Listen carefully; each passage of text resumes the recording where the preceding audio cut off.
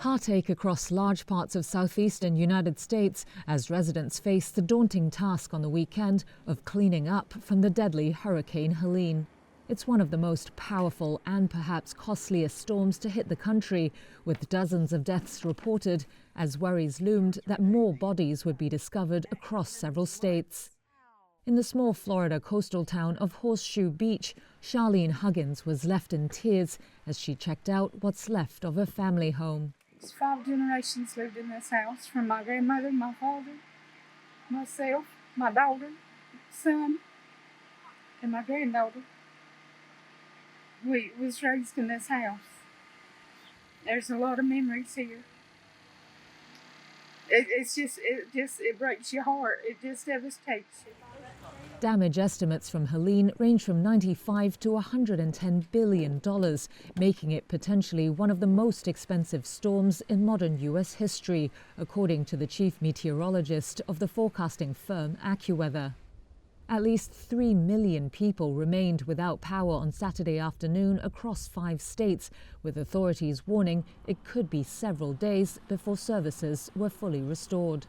Helene was downgraded late Friday to a post-tropical cyclone, but the storm's remnants continue to produce heavy rains, sparking massive flooding and threatening to cause dam failures that could swallow entire towns. Some of the worst downpours hit western North Carolina, and residents near the Lake Lear Dam were among those at risk. George Carter described what it was like when the hurricane hit. Power went out, cell phone went out, and so there's no way to talk to anyone. Some of the neighbors came and knocked on doors, and we sort of communicated with each other, pouring in the rain.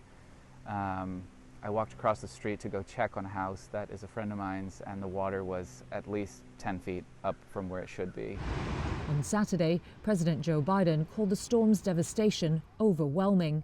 According to the White House, Biden directed emergency officials to focus on speeding up support to storm survivors and send additional search and rescue teams to North Carolina.